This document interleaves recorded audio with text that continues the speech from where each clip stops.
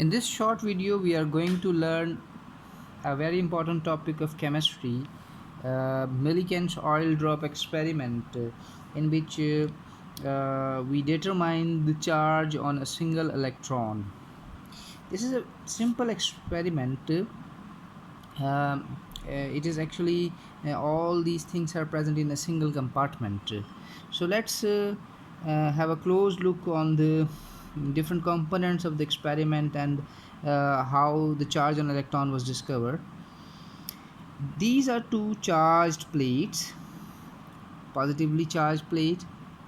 At the down at the bottom of compartment we have negatively charged plate, which are connected with the source of electricity battery through wires, and this is charge adjuster, which adjusts the charge in the units of coulomb. This is telescope, which enables the experimenter to have a keen look of inside of the compartment. This is telescope.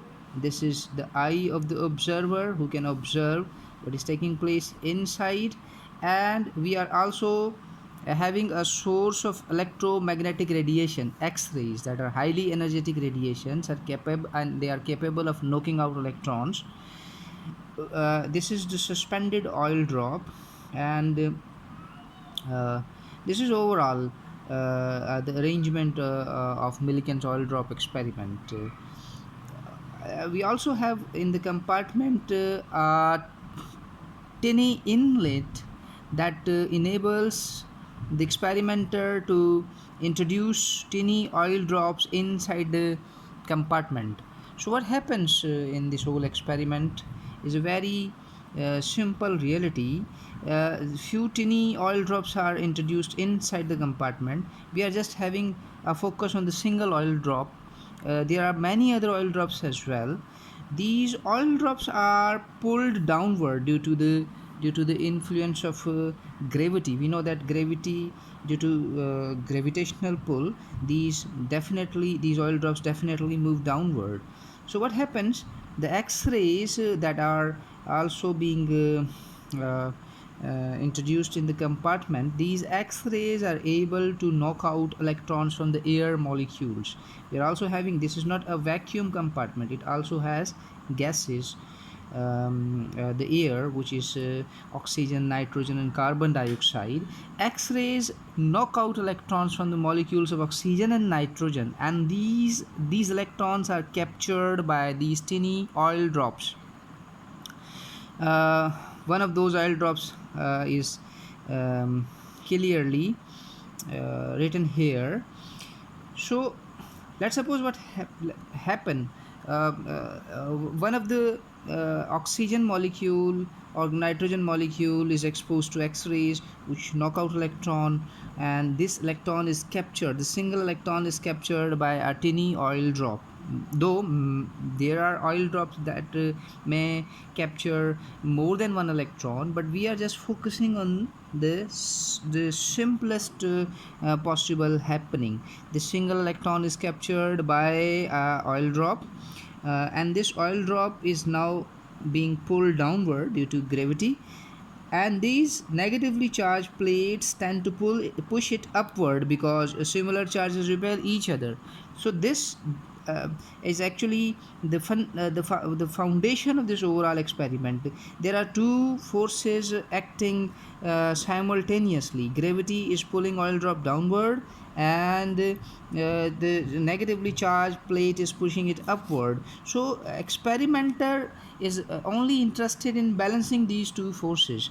He is adjusting charge and observing this oil drop keenly, which is suspended.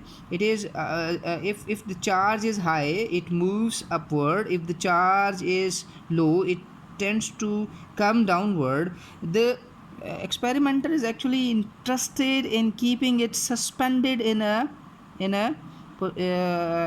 very middle of this compartment. So the charge which he found that can keep it in the middle of compartments in the suspended position was 160 zeptocoulomb. 160 zeptocoulomb. coulomb is the charge that is related to a single electron. Means this is the lowest possible charge which he could the Millikan could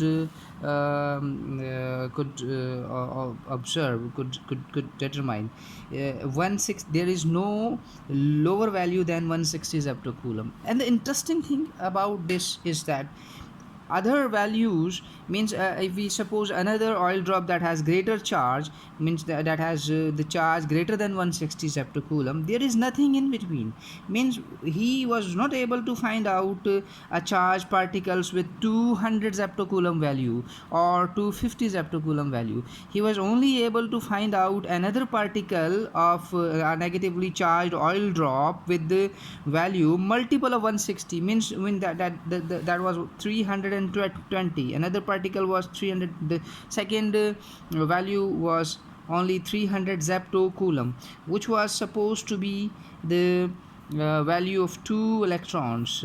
The third was surprisingly 480 zeptocoulomb, and fourth value, means this is equal to 3 electrons, and the fourth value was 640 zeptocoulomb, and similarly 800 zeptocoulomb equal to 4 electrons equal to 5 electrons, so on so forth.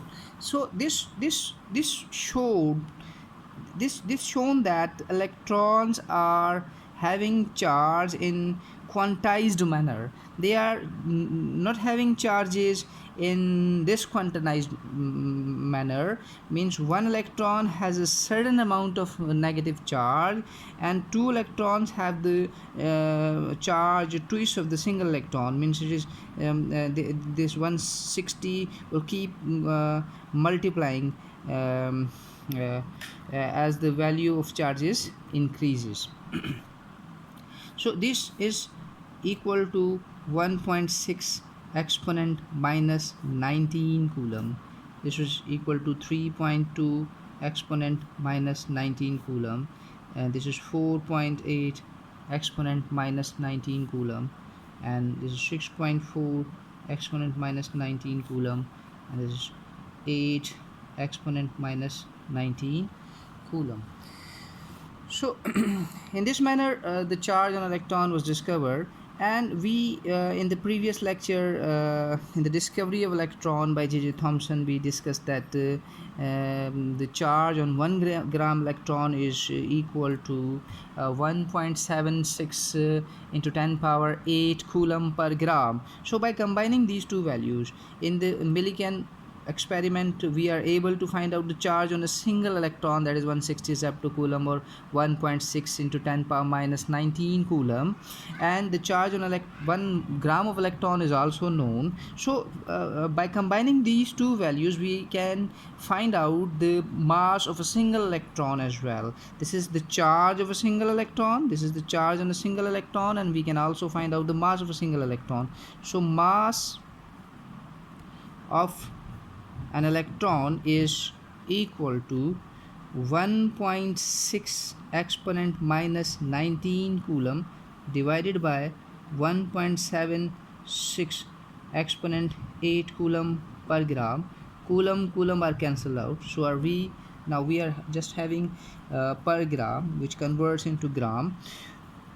This becomes 0.91 into 10 power minus 27 gram, or 9.1 into 10 power minus 28 gram.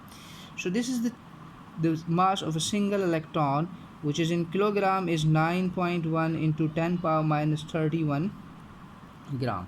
So this experiment not only reveals the charge on a single electron, but it also enables us to find out the mass of a single electron. And we hope that you might have learned a lot from this lecture. In the next video, we'll discuss about the discovery of protons, neutrons, and how the structure of atom was determined. Thank you.